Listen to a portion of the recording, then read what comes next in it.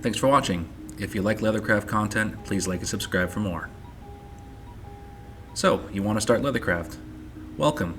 Firstly, this is the first video in my Leathercraft Beginners 101 series. Today we're going to be going over the tools, leather, and a demonstration on how to use them. So, which tools are best for you?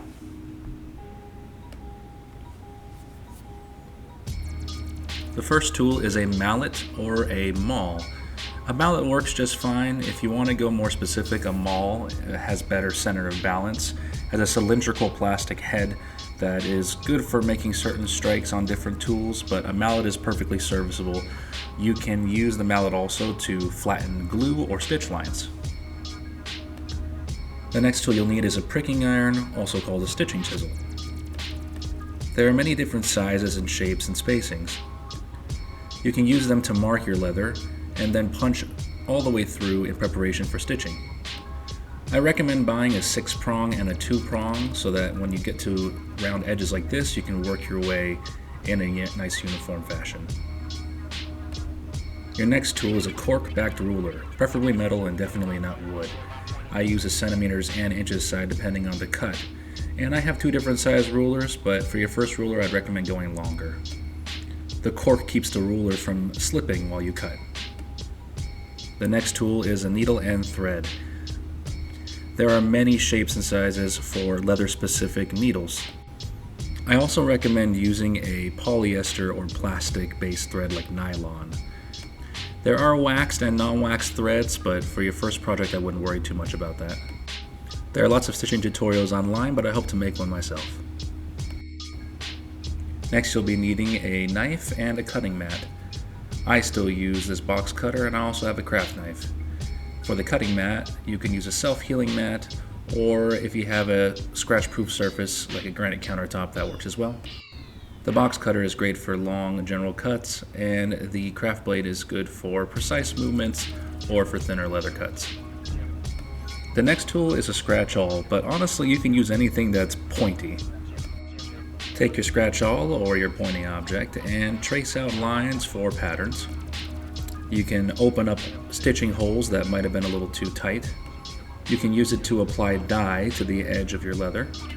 And you can also use it to rough up leather in preparation for glue. Next up, you'll need some scissors. You'll be using these to make general snips here and there, and also for cleaning up the edges of frayed leather pieces. So that's what I would say is the absolute minimum to start Leathercraft. Now, is there anything else you might want to get? The first optional item is some glue. There are different kinds of glues, water-based glues, contact cements, and the like. And honestly, it's probably a good idea to get some glue. Depending on your project, you might need some, but for a lot of people's first projects, I find you can get by without it. The next optional item is a lighter. I use a lighter to finish up the stitching on my thread, and I also clean up frayed edges with it, like scissors. Now we're getting into some edge work. An edge slicker is typically a wooden stick that is used to cause friction on the edge of a piece of leather. People typically also use canvas, but I also use recycled jeans. The friction pulls oils from within the leather to the surface and lays down the fibers for a slick edge. Next up, edge bevelers. Edge bevelers vary in size and shape. They're used to round out sharp corners. Sandpaper is also a good idea to have if you want to work on your edges. For the smoothest possible edge, you'll want varying grits all the way down to 1500 grit. And similar to the scratch-awl, you can use it to rough up the leather in preparation for glue. A nice finishing touch also is edge dye. It creates a nice accent and finish look to your edges. And as you progress through to more complicated projects, skiving knives will be needed. They're used to taper down and shave off the edges of leather pieces. That way, when you overlap them, they lay uniform instead of stacking one on top of the other and adding bulk. Next, if you want a little more personalization, monogram stamps can help with that. You can get leathers or nice designs. And lastly, depending on the project, you may need some hardware. Snap buttons are common for wallets or bracelets. Eyelets are common for keychains. and snap rivets are for reinforcement and also certain aesthetic. They typically come with their own installation tools. Now here are my recommendations for where to buy these tools. As with many things nowadays, you can get them all on Amazon. They're cheap, perfectly serviceable for learning, and will contain most if not all the tools I mentioned. But if you're looking for higher quality, there are dedicated Leathercraft outlets like Tandy, Buckle Guy, and Weaver. Of course, they'll be more expensive. Now, if you're not looking to spend a single dime, you could get by with a common toolkit. Most people tend to have something like this in their house. The hammer can take the place of the mallet, and the nail can take the place of the pricking iron. And you can go in and prick your holes one by one. It'll take some time, but could you do it? Technically, yes. I stress that it is important to have the right tool for the right job, but if you just want to try out Leathercraft, all you want to do is get a piece of leather and make something out of it, this can work. But you'll want to upgrade soon. You can also use other household objects like this fork to mark your stitch lines. Now you'll need some leather. Here are my recommendations for where to find it. So first I'll give a very basic and simplified overview of the different types of leather. On the left here is a natural vegetable tan leather, which is as close to raw leather as it gets. It's perfect for adding certain dyes and finishes, and typically holds up well to scratching. Now in the center, like the vegetable tan, it is a full grain leather but with a bit of a treatment. This leather has been darkened and finished with an oil, which means it has a slicker top and will have a little bit of what's called pull-up when scratched. Otherwise, it'll function pretty similar to vegetable tan. And on the right we have a piece of chrome tan leather. The tanning process is different than vegetable tan leather, and leaves it softer and more pliable. You might find this kind of leather in clothing or furniture. And like the vegetable tan, it doesn't scratch much. There are even embossed leathers, like this cowhide that was made to look like alligator. So the kind of leather you'll want to use will depend on the project you're going to be making. Leather comes in different thicknesses or weights. And for your first projects, I recommend a 3 to 5 ounce range, which is about 1 to 2 millimeters. And similarly to the tools, you can get some leather on Amazon. Now you'll definitely be paying more per square inch for this leather than you would at a tannery or an outlet. Here you'll find a wider variety of leather, and it'll be cheaper per square inch, but you'll have to buy a lot more of it at one time. So for your first projects, I recommend a small piece from Amazon. Another option, which is a little more work intensive, is thrifting or recycling leather. You could find old purses and clothing with interesting patterns, and they also come with some equipment, things like rings, buttons, and zippers. But you'll have to do the work of taking it all apart. Just make sure to check the material on the tag. You may want a seam ripper to make taking apart these items easier. Now, if you know you're going to want to dive deeper, I recommend getting a bag of leather scraps. You can get them from those tanneries and outlets, from leather stores, or I'm sure you can even find some on Amazon. They usually contain lots of different types of leather to familiarize yourself with and get more practice. Now let's put all these tools together and start by making a few card holders, first with the ultra budget common toolkit.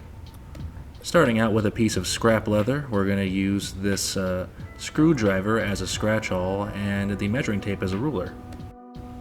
And thankfully a lot of these kits come with box cutters, so that'll work just fine. And here we have the piece that will be folded in half and turned into a card holder. First we're going to make a small decorative cut that also functions to make it easier to take the card out. And next I'm going in with my screwdriver to mark where the stitch lines are going to land, and then I'm going to mark out where I'm going to prick with the fork. And then, as evenly as I can, I will go one by one and punch every hole for our stitches. It's always a good idea to mark out the stitch line for this reason, and especially when you're using a nail to do the punching. I'm also using a method in which you count each time you punch into the leather so that there's an even number of holes and the stitches will line up as best they can. And there you have it, a simple card holder ready for stitches. Now, most people will use what's called a saddle stitch for leather products, What I'm going to be doing on this particular card holder is a cross stitch. Now, it's a little more beginner friendly for several reasons.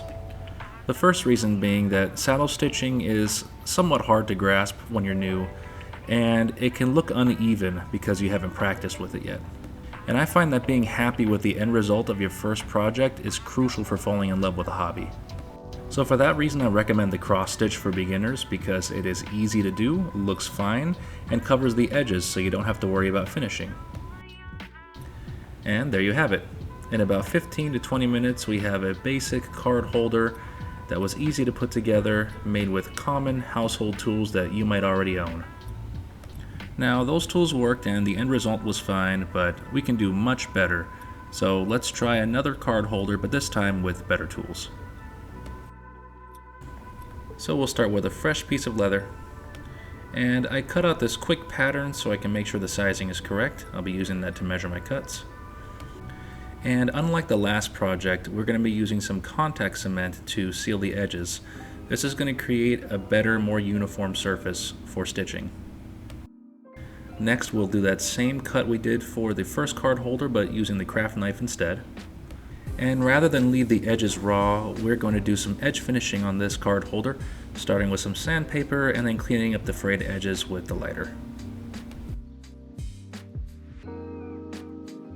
Now here I am going in with the edge beveler. This will help create a more rounded and visually pleasing edge.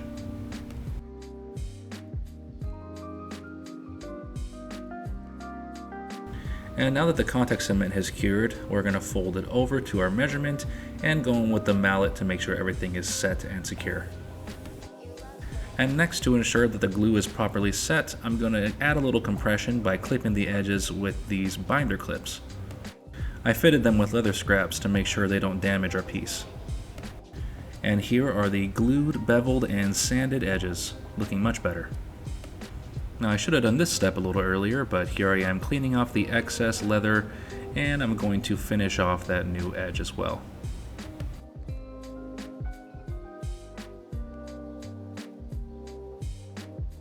Next, with my sandpaper flat on my cutting mat, I'm going to hit up every side one more time just to make sure it's as smooth as I can get it. And here we are. Looking good so far. Now before I finish up the edges, I am going to stitch it up. So similar to the first card wallet, we are going to mark the stitching lines. And now, thanks to our pricking irons, we'll be able to punch our stitching holes a lot more uniform and much quicker.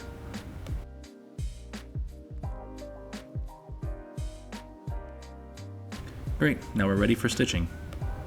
And thanks to the glue, every hole is lined up on either side, so it should look a lot cleaner.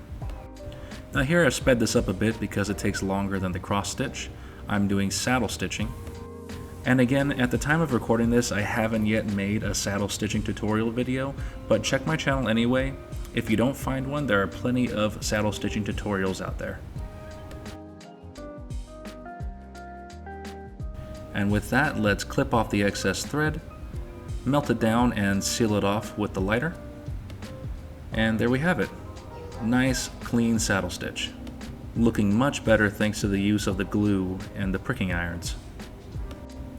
Next, I'm going in with my mallet to flatten down the threads.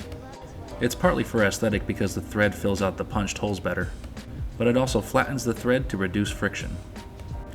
And finally, for the edges, we're going to take this tiny glass of water and we're going to do what's called burnishing. There are other ways to burnish, but a water burnish is one of the most basic forms. It'll smooth out those edges and leave them looking a little darker. And here we have the finished card holder, using the essential tools and a couple more of the optional ones. And here it is next to our first card holder. You can easily spot the difference in quality between the two. And this one was far easier to make than the first. So that was definitely better, but I'd like to finish off with one more demonstration with even better tools. Let's run through this one a little quicker. One tool I'll be adding is a skiving knife. I'm going to go with the French skiver. And I'm going to be taking down some of the edges because this card holder is going to have 2 pockets instead of 1, so I want the edge profile to be thinner. And for demonstration's sake, I'll be using this Japanese skiving knife, although it definitely needs to be sharpened.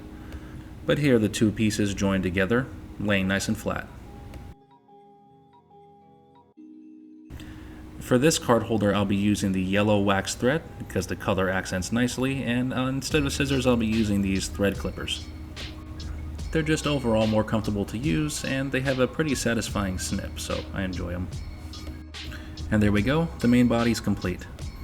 This 2-pocket card holder is going to have a flap with a snap button, so I'm going in with this half-moon punch and one more smaller half-moon punch to create the contours for the flap. And next I'm going to quickly dye the side of the flap that will be shown when it's opened. And then we'll do some sanding on the edges, but this time with my pet Dremel. A pet Dremel is going to be more delicate than a normal one, and is great for shaping contoured edges. I wanted to add a bit of personalization to this card holder, and rather than using a press, I'm going to show a more budget option, which is a C-clamp. Cranking down with my brass branded stamp, here's the result. Now let's attach our snap. You can do this with a press, but I'll be using hand setting tools because they're similar to the ones you'll be getting if you buy equipment from Amazon. Then I'm going to do a little bit of edge dyeing, which I will finish off with a denim burnish, just like I did before. Now to punch the hole for the other side of the snaps, I used a rotary punch instead, for the sake of example. And there it is, the male end attached. Then, having already applied contact cement, I'm going to set in the first pocket with the mallet. Now to create a better surface for the glue to adhere to, I'm going to rough up the slick side of this leather with the scratch awl. Go in with more contact cement, and once that's cured, fold the piece over. Now instead of a ruler and scratch awl, to mark the stitching lines on this piece I'll be using a wing divider. It's basically like a drafting compass, but instead of having a slot for a pencil, it's just 2 metal tips. So the flap on this piece has many contours, so that's why it's good to have a 2-prong pricking iron. You can carefully work your way around the contours, leading to a much more uniform and spaced out stitching line. Finishing up the edges, I'm going to go in with some more dye. And then in addition to the denim, I'm going to be using the edge slicker here. And after slicking this first time, I'm going to apply a substance called toconol. It helps with an even glossier finished edge. Here I decided to do some decorative stitching. I'm going to be using my rotary punch to cut out the holes for the design. And then I'll be stitching in a sort of flower shape. And that's it. Here's the finished piece. It's still rough in some areas, but just look at the difference in quality that we were able to achieve by using the correct tools. You can especially see the improvement between the first and the second project, and the second one was even easier to make. I hope this video has helped you make an informed decision on which tools to buy, where to buy them, and how to use them. In the description below I'll be linking some Amazon toolkits and leather, as well as other websites I mentioned. So, did you find this helpful? Let me know in the comments. Again, thank you for watching, and please like and subscribe for more leather crafting content.